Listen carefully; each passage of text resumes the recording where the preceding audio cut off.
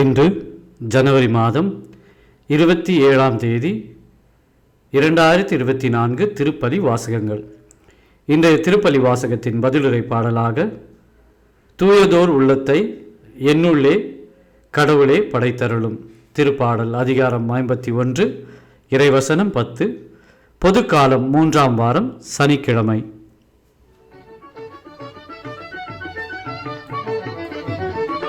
தமிழால் உன் புகழ் பாடி தேவா நான் தினம் வாழ வருவாய திருநாயக வரும் தருவாய உருவானவா.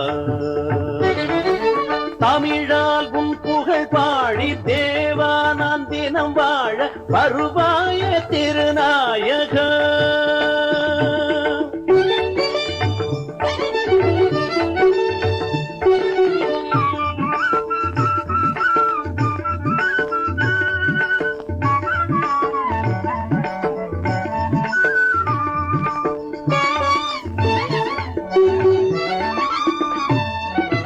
என்னை சூழும் துன்பங்கள் கணையாக வரும்போது துணையாகி என்னை ஆழ்பவர். என்னை சூழும் துன்பங்கள் கணையாக வரும்போது துணையாகி என்னை ஆழ்பவர்.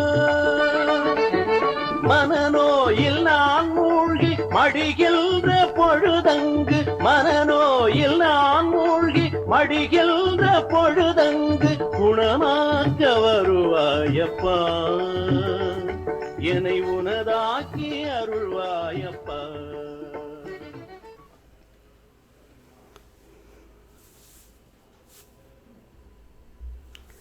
முதல் வாசகம். நான் ஆண்டவருக்கு எதிராக பாவம் செய்தேன். சாமுவேல் 2ஆம் நூலிலிருந்து வாசகம் அதிகாரம் 12 இறைவசனம் 1 முதல் 7 மற்றும் 10 முதல் 17 முடிய.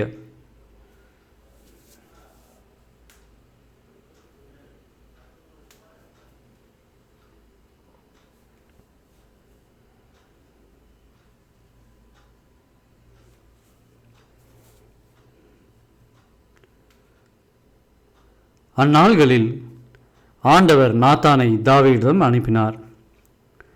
நாத்தான் அவரிடம் வந்து பின்வருமாறு கூறினார்.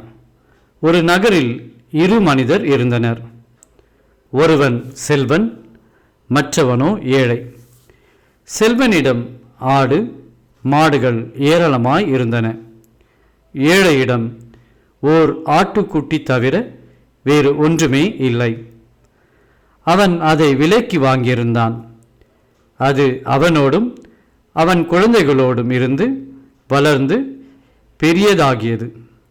அவனது உணவை உண்டு அவனது கிண்ணத்திலிருந்து நீர் குடித்து அவனது மடியில் உறங்கி அவனுக்கு ஒரு மகளைப் போலவே அது இருந்தது. வழிப்போக்கன் ஒருவன் செல்வனிடம் வந்தான். தன்னிடம் வந்த வழிப்போக்கனுக்கு உணவு தயார் செய்ய தன் ஆடு மாடுகளினின்று ஒன்றை எடுப்பதை விட்டு அந்த ஏழையின் ஆட்டுக்குட்டியை எடுத்து வழிப்போக்கனுக்கு உணவு தயார் செய்தான். உடனே தாவீது அம்மனிதன் மேல் சீற்றம் கொண்டு, ஆண்டவர் மேல் ஆணை, இதை செய்தவன் கட்டாயம் சாக வேண்டும்.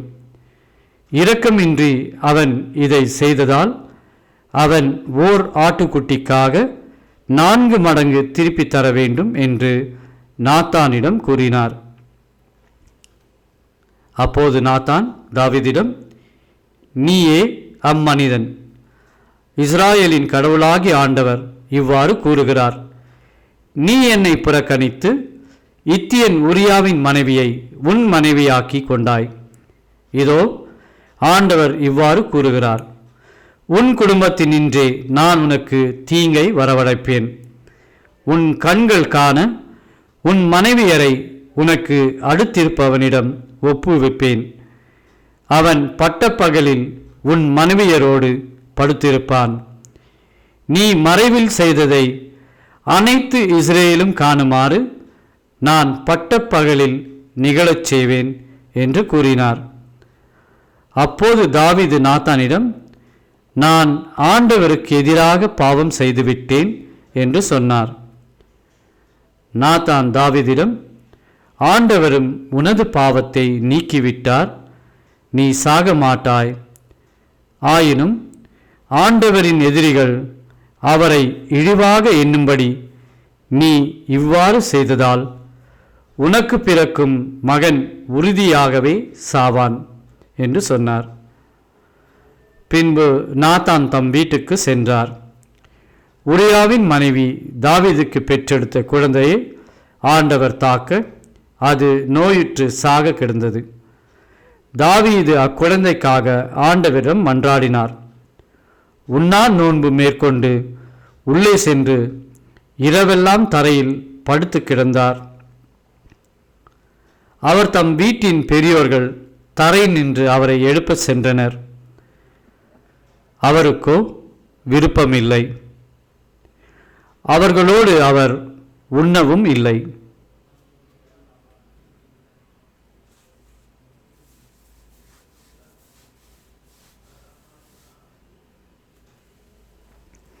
ஆண்டவரின் அருள்வாக்கு.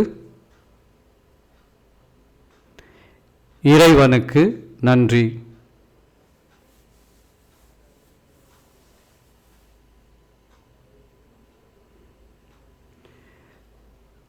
பதிலுரை பாடல்.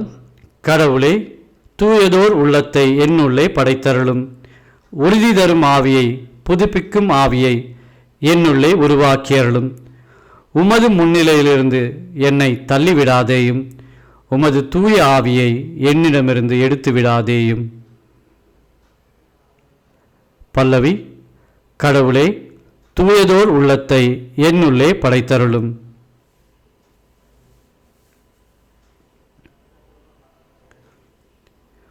மீட்பின் மகிழ்ச்சியை மீண்டும் எனக்கு அளித்தருளும். தன்னார்வ மனம் தந்து என்னை தாங்கி அருளும். அப்பொழுது குற்றம் செய்தோருக்கு வழிகளை கற்பிப்பேன். பாவிகள் உம்மை நோக்கி திரும்புவர். பல்லவி. கடவுளே, தூயதோர் உள்ளத்தை என்னுள்ளே படைத்தருளும்.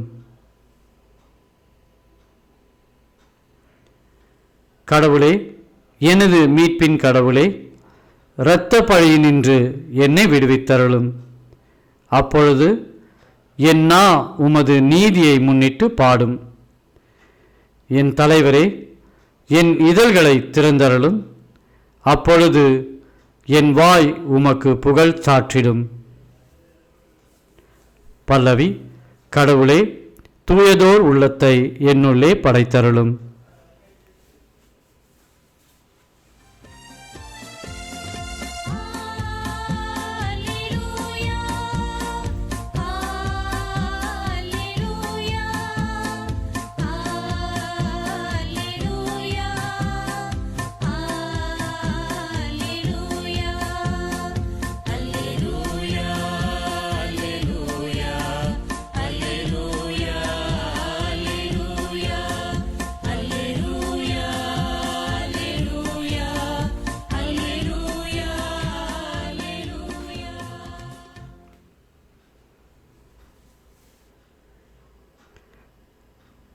தம் ஒரே மகன் மீது நம்பிக்கை கொள்ளும் எவரும் அழியாமல் நிலைவாழ்வு பெறும் பொருட்டு அந்த மகனையே அளிக்கும் அளவுக்கு கடவுள் உலகின் மேல் அன்பு கூர்ந்தார்.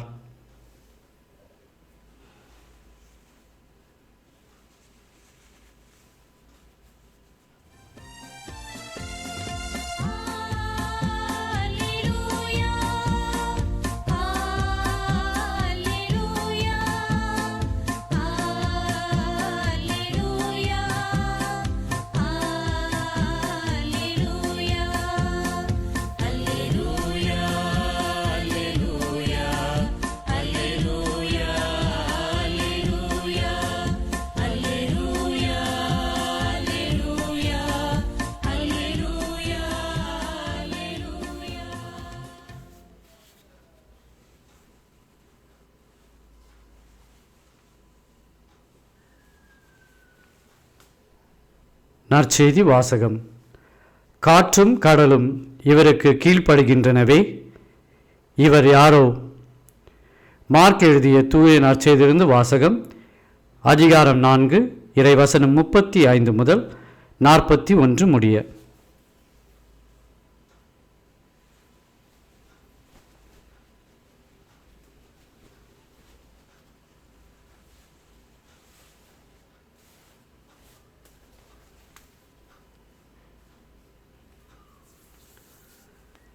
அன்றொரு நாள் மாலை நேரம் இயேசு சீடர்களை நோக்கி,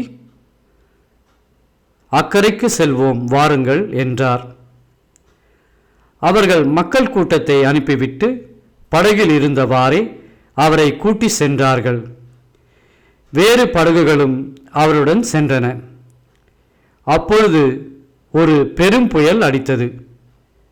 அலைகள் படகின் மேல் தொடர்ந்து மோத அது தண்ணீரால் நிரம்பிக் கொண்டிருந்தது.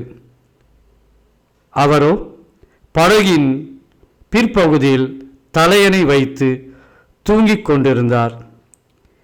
அவர்கள், போதகரே, சாகப் போகிறோமே, உமக்கு கவலை இல்லையா என்று சொல்லி அவரை எழுப்பினார்கள். அவர் விழித்தெழுந்து காற்றை கடிந்து கொண்டார். கடலை நோக்கி, இறையாதே, அமைதியாயிரு என்றார். காற்று அடங்கியது. மிகுந்த அமைதி உண்டாயிற்று. பின் அவர் அவர்களை நோக்கி, ஏன் அஞ்சுகிறீர்கள்? உங்களுக்கு இன்னும் நம்பிக்கை இல்லையா என்று கேட்டார். அவர்கள் பேரச்சம் கொண்டு, காற்றும் கடலும் இவருக்கு கீழ்ப்படுகின்றனவே, இவர் யாரோ என்று ஒருவரோடு ஒருவர் பேசிக்கொண்டார்கள். ஆண்டவரின் அருள்வாக்கு. கிறிஸ்துவே, உமக்கு புகழ்.